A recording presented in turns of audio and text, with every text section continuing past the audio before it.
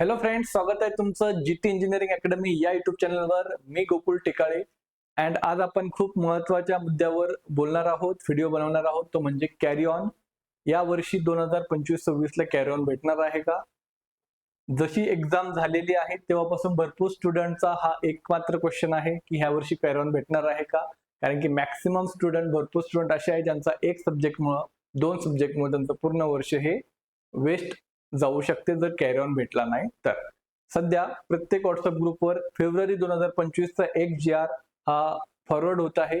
But तो जो GR आहे तो 2024-25 अकॅडमिक इयर यासाठी होता. अजूनपर्यंत 2025-2026 साठी या अकॅडमिक इयर साठी कोणताही ऑफिशियल GR गव्हर्नमेंटकडनं किंवा युनिव्हर्सिटीकडनं आलेला नाहीये.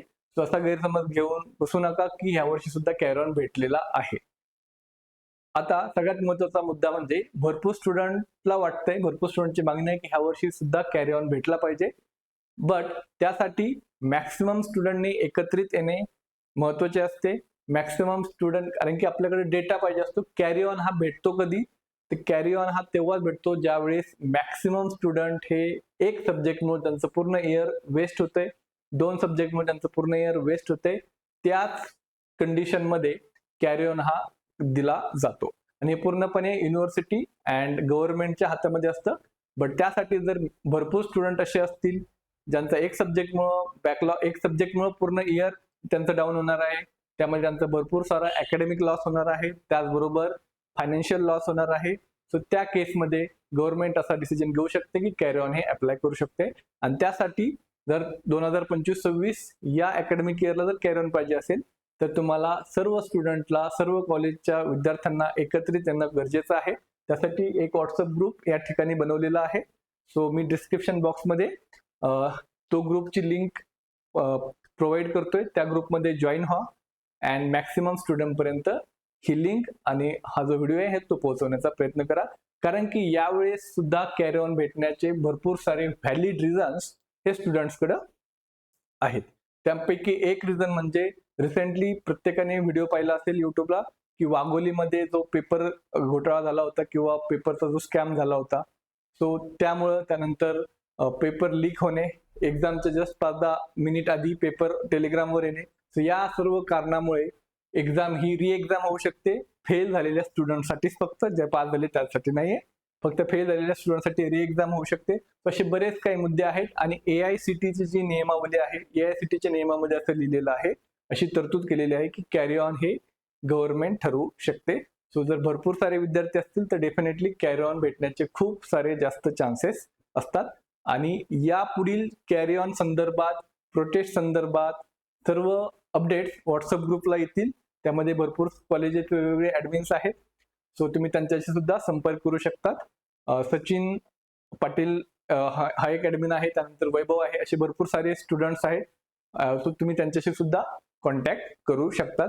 आणि कॅरी ऑन संदर्भात या पुढील अपडेट्स आपल्याला या चॅनलवर येत राहतील. आता सगळ्यात इम्पॉर्टंट आपल्याला समजून घ्यायचंय की कॅरी ऑन हा कुणाला पाहिजे असतो किंवा कोणत्या स्टुडंटसाठी गरजेचा आहे. तर जो student first year, second year, third year and fourth year, so ज्यांना थर्ड इयरला अँड फोर्थ इयरला ऍडमिशन घ्यायचं आहे त्या स्टुडंटसाठी कॅरी ऑन खूप महत्त्वाचा असतो. या ठिकाणी आपण टोटल 10 सब्जेक्ट देत असतो. या ठिकाणी आपण 10 सब्जेक्ट देत असतो. सो 10 पैकी भरपूर स्टुडंटचे 9 सब्जेक्ट जे आहेत ते क्लिअर होतात. बट एक सब्जेक्ट हा कोणत्या तरी चुकीमुळे किंवा कोणत्याही गोष्टीमुळे राहिला तर त्याला थर्ड इयरला ऍडमिशन भेटत नाही. त्याचे 1 इयर हे वेस्ट जातं किंवा तो इयर डाऊन होतो, त्याला ड्रॉप लागतो. सिमिलरली सेकंड इयरचे पूर्ण सब्जेक्ट क्लिअर असल्याशिवाय तुम्हाला फोर्थ इयरला सुद्धा ऍडमिशन भेटत नाही. सो कॅरी ऑन हा कोणत्या स्टुडंटसाठी आहे?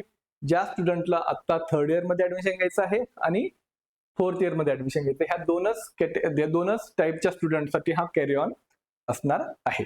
ठीक आहे. आता कॅरी ऑन संदर्भात कधी अप्लाय होतो हा? तो कॅरी ऑन हा तेव्हा लागू होतो ज्यावेळेस भरपूर स्टुडंटचं जर शैक्षणिक नुकसान होत असेल, भरपूर स्टुडंट असे असतील ज्यांचा एक बॅक, 2 बॅकमुळे जर पूर्ण इयर जात असेल, त्यावेळेस गव्हर्नमेंट असा निर्णय घेत असते.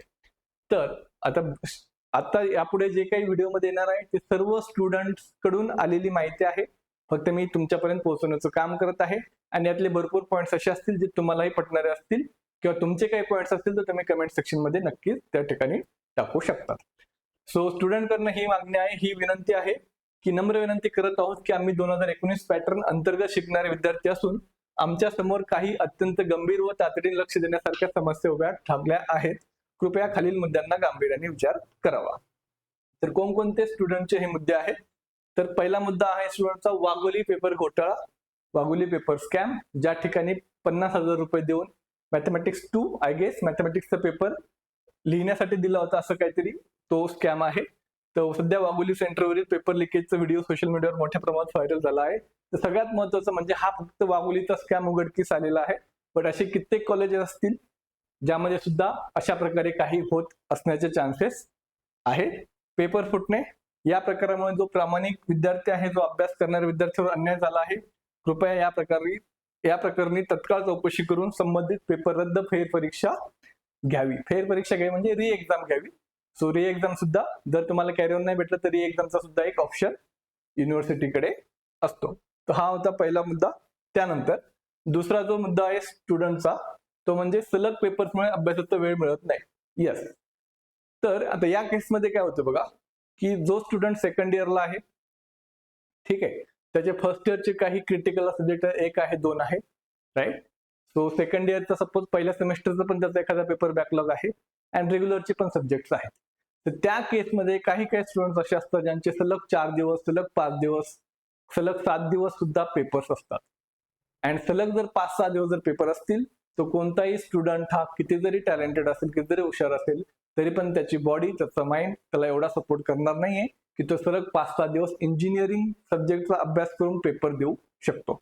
सो हा एक महत्वाचा मुद्दा स्टुडंटचा आहे. बॅक टू बॅक पेपर्समुळे विद्यार्थ्यांना प्रत्येक विषयासाठी पुरेसा अभ्यास करण्याचा वेळ मिळत नाही.